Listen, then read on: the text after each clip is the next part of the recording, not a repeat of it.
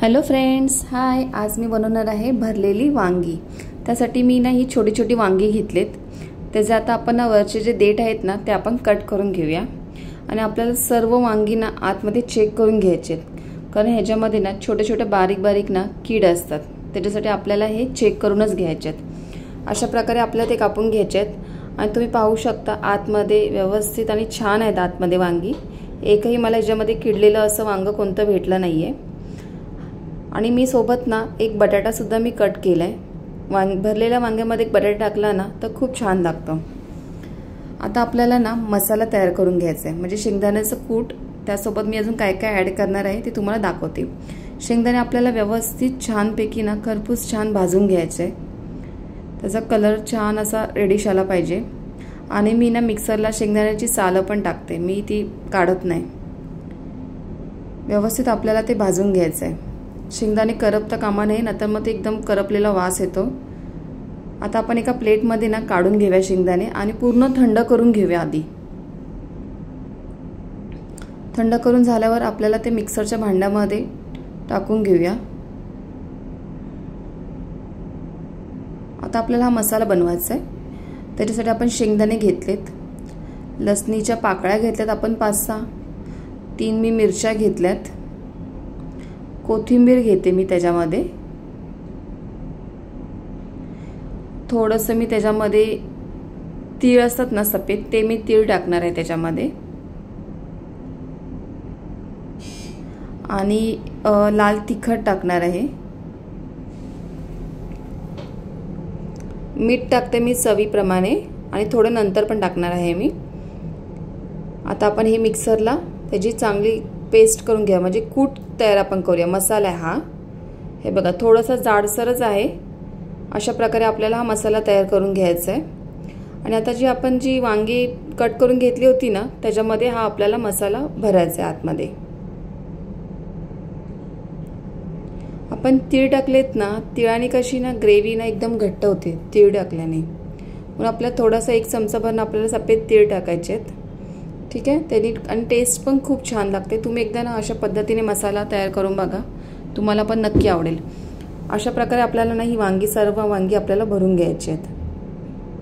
हे बघा,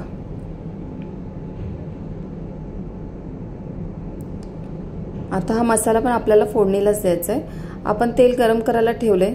तेल एकदम छानपैकी व्यवस्थित चांगलं गरम झालंय. त्याच्यामध्ये आपण आता राई टाकणार आहोत, थोडंसं जिरं टाकूया आणि कढीपत्ता टाकूया. आणि आपण थोडासा कांदा टाकूया फोडणीसाठी.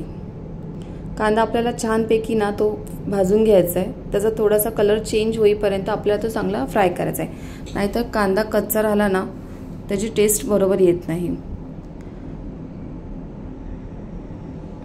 आता त्याच्यामध्ये आपल्याला एक चमचा लाल तिखट टाकायचं आहे, थोडीशी हळद टाकायची आहे आणि थोडंसं मीठ टाकायचं आहे आपल्याला, कारण हे सर्व आपण आधी मसाल्यामध्ये त्या टाकलं आहे.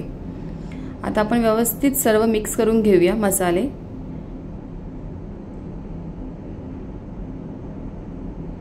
आता जी भरलेली वांगी होती ना ती आपण त्या मसाल्यामध्ये सोडूया.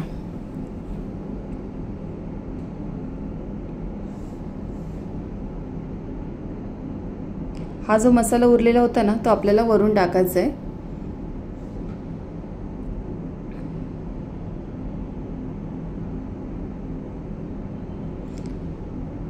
मसाला टाकून झाल्यावर ना आपण व्यवस्थित सर्व मिक्स करून घेऊया. सर्व मसाले एकदम एकजीव झाले पाहिजेत. बघा किती सुंदर वाटते आणि खाताना तर खूप टेस्टी लागतं. भाकरी सोबत खूप छान लागतं खायला. आपण 2 मिनिटं असं शिजून घेऊया, 2 मिनिटासाठी.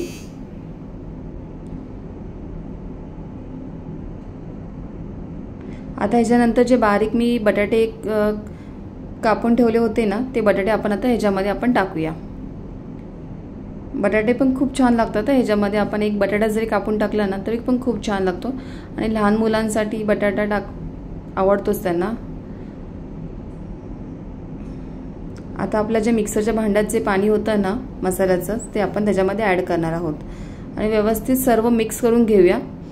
तो मसाला चांगला एकजीव झाला पाहिजे, पूर्ण त्या वांगी आणि बटाट्याला त्या एकदम मसाल्याचा सुगंध आला पाहिजे। हे बघा तुम्ही कलर पण किती सुंदर आलाय, कलर तुम्ही पाहू शकता आणि सुगंध पण खूप छान येतोय। आणि हे आपल्याला वाफेवर शिजवायचं आहे। आपण ह्याच्यावरती पाणी टाकूया आणि वाफेवरती शिजून घेऊया।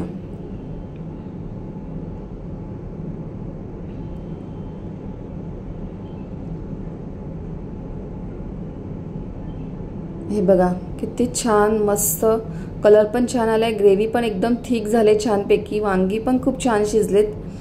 अशा प्रकारे तुम्ही करून बघितलात ना, तुमच्या घरच्यांना सुद्धा नक्की आवडेल। तुम्हाला माझी रेसिपी कशी वाटली ती मला नक्की कमेंटमध्ये सांगा। तुम्हाला माझी रेसिपी आवडत असेल तर प्लीज लाईक, शेअर आणि सबस्क्राईब करा। थँक्यू।